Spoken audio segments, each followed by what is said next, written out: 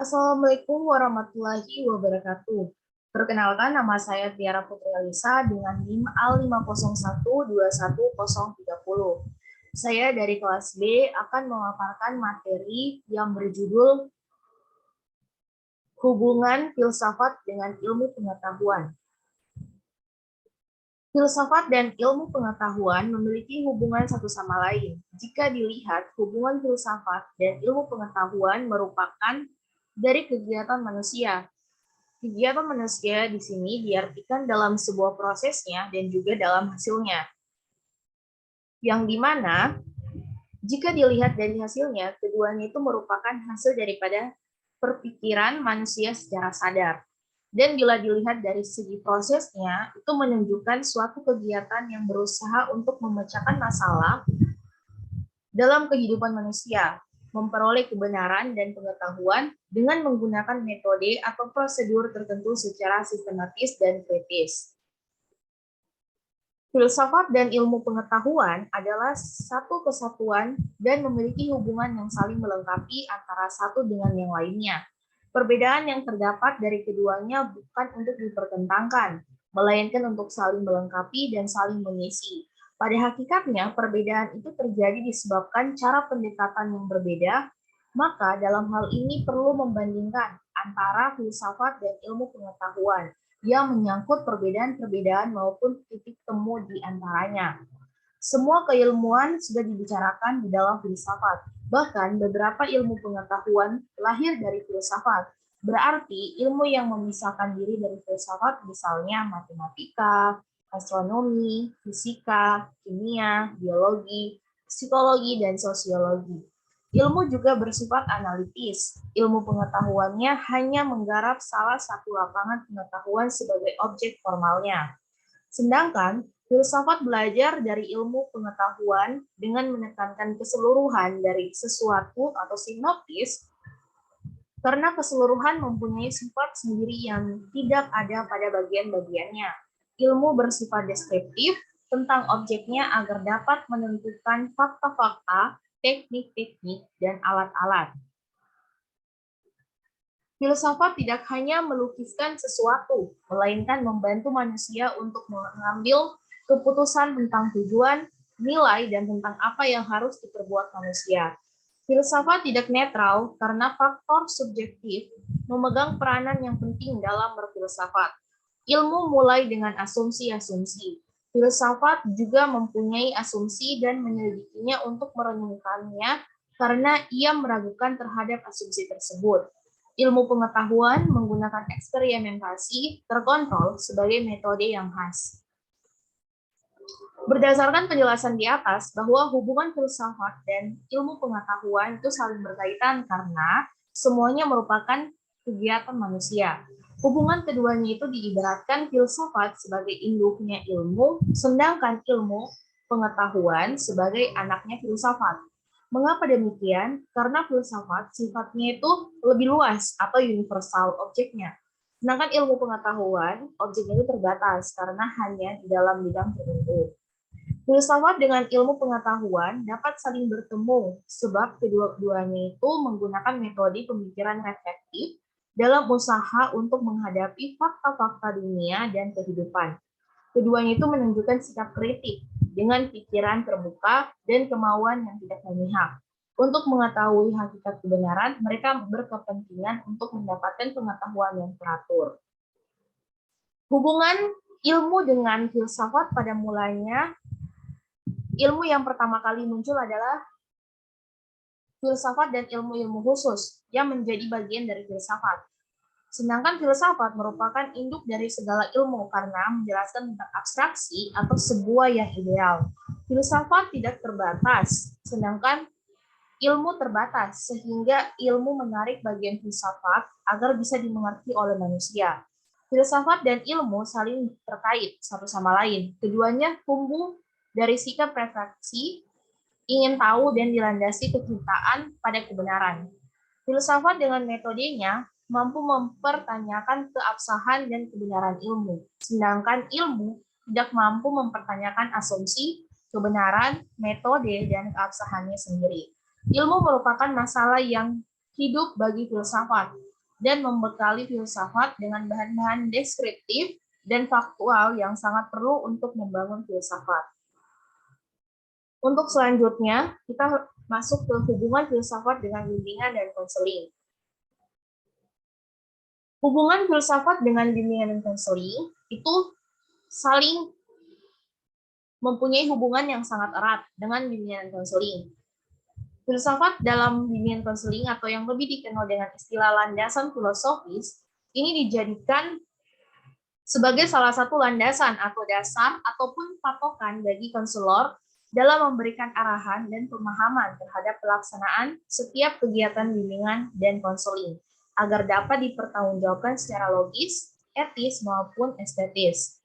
Landasan filosofis dalam bimbingan konseling berkenaan dengan usaha mencari jawaban yang hakiki atas pertanyaan filosofis tentang apakah manusia itu, dan untuk mendapatkan jawaban dari pertanyaan tersebut tentunya tidak akan terlepas dari aliran filsafat yang ada, melalui dari filsafat klasik hingga filsafat modern dan bahkan filsafat postmodern. Dari berbagai aliran filsafat yang ada, para penulis barat, Viktor Frankl, Peterson, Ablaster, dan Lucas, Thomson, dan Rudolf, telah mendeskripsikan tentang hakikat manusia sebagai berikut. Yang pertama, manusia adalah makhluk rasional yang mampu berpikir dan mempergunakan ilmu untuk meningkatkan perkembangan dirinya. Yang kedua, manusia dapat belajar mengatasi masalah-masalah yang dihadapinya apabila dia berusaha memanfaatkan kemampuan-kemampuan yang ada pada dirinya. Yang ketiga, manusia berusaha terus-menerus memperkembangkan dan menjadikan dirinya sendiri, khususnya melalui pendidikan. Yang keempat, manusia dilahirkan dengan potensi untuk menjadi baik dan buruk, dan hidup berarti upaya untuk mewujudkan kebaikan dan menghindarkan atau setidak-tidaknya mengontrol keburukan. Yang kelima, manusia memiliki dimensi fisik, psikologis, dan spiritual yang harus dikaji secara mendalam. Yang keenam, manusia akan menjalin tugas-tugas kehidupannya dan kebahagiaan manusia terwujud melalui pemenuhan tugas-tugas kehidupannya sendiri. Yang selanjutnya, manusia adalah unik dalam arti manusia itu mengarahkan kehidupannya sendiri. Yang kedelapan, manusia adalah bebas, merdeka dalam berbagai keterbatasan untuk membuat pilihan-pilihan yang menyangkut peri kehidupannya sendiri. Dan yang terakhir itu, manusia pada hakikatnya positif, yang pada setiap saat dan dalam suasana apapun manusia berada dalam keadaan terbaik untuk menjadi sadar dan berkemampuan untuk melakukan sesuatu.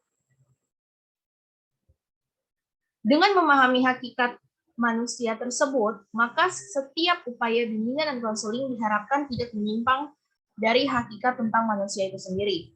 Seorang konselor dalam berinteraksi dengan kliennya harus mampu melihat dan memperlakukan kliennya sebagai sosok utuh manusia dengan sebagai dimensinya.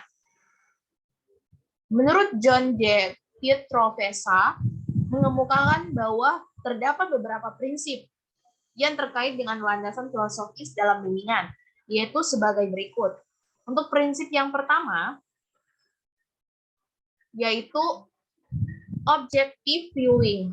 Dalam hal ini, konselor membantu klien agar memperoleh suatu perspektif tentang masalah khusus yang dialaminya dan membantu untuk menilai atau mengkaji berbagai alternatif atau strategi kegiatan yang memungkinkan klien mampu merespon interest, minat, atau keinginan secara konstruktif. Dan untuk prinsip yang kedua, yaitu the counselor must have the best interest of the client at heart.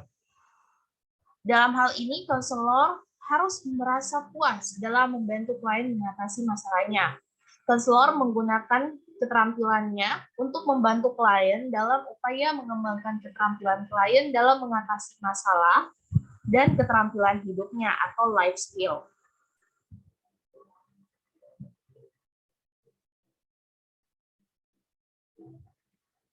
Dan selanjutnya, menurut John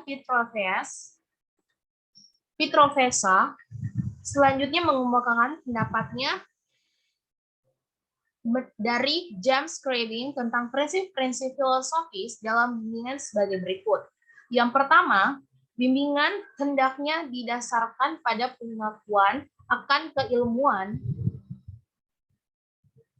dan harga diri individu atau klien dan atas hak-hak untuk mendapat bantuan. Yang kedua, bimbingan merupakan proses pendidikan yang berkesinambungan. Artinya, bimbingan merupakan bagian integral dalam pendidikan. Yang ketiga, bimbingan harus respect terhadap hak-hak setiap klien yang memiliki bantuan atau pelayanan. Yang keempat, bimbingan bukan progresif, kelompok khusus profesi kesehatan mental. Bimbingan dilaksanakan melalui kerjasama yang masing-masing bekerja berdasarkan keahlian dan kompetensinya sendiri. Yang kelima, fokus bimbingan adalah membantu individu dalam merealisasikan potensi dirinya.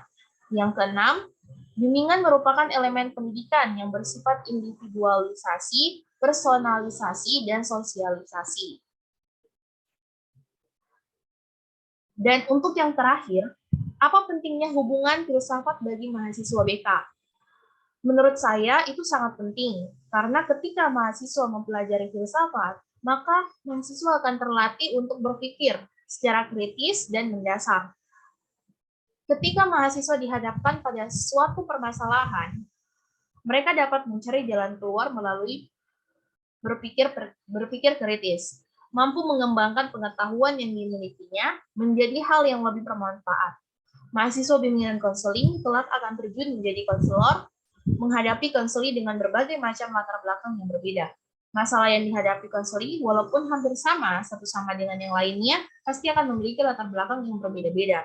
Maka, dari itu, filsafat memberikan manfaat bagi mahasiswa bimbingan konseling dengan berpikir kritis untuk mampu menganalisis apa dan bagaimana tindakan yang harus dilakukan untuk membimbing konselingnya, sehingga akhirnya bisa memahami situasi konseling dan mampu membuat keputusan yang tepat. Ketika terdapat perbedaan pendapat atau pandangan dengan konseling yang dibimbing, mahasiswa bimbingan konseling akan lebih toleran dan mencari cara untuk membangun kepercayaan konseling kepada dirinya. Dengan pemahaman filsafat yang baik, mahasiswa bimbingan konseling juga akan berhati-hati dalam mengambil sebuah tindakan, mempertimbangkan pemahamannya berdasarkan pemahaman filosofis, sehingga tindakan yang ia ambil bisa dipertanggungjawabkan. Dengan mempertimbangkan tindakan berdasarkan pemikiran filsafat, itu dapat menunjukkan bahwa bimbingan dan konseling itu merupakan orang yang bijaksana. Baik, ini adalah referensi yang saya dapatkan dari beberapa jurnal. Begitulah hasil pemaparan materi yang saya bisa berikan. Lebih dan kurangnya saya mohon maaf. Assalamualaikum warahmatullahi wabarakatuh.